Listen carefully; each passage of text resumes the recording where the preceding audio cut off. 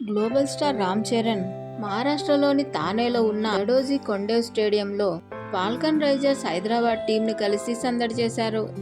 RC-16 cinema shooting లో బిజీగా ఉన్న రామ్ చరణ్ సడన్ గా హైదరాబాద్ బేగంపేట ఎయిర్పోర్ట్ లో అభిమానులకు ఒంటరిగా కనిపించారట.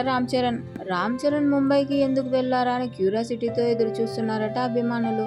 అయితే రామ్ చరణ్ IPL మ్యాచ్ కోసం వెళ్లారని తెలుస్తోంది.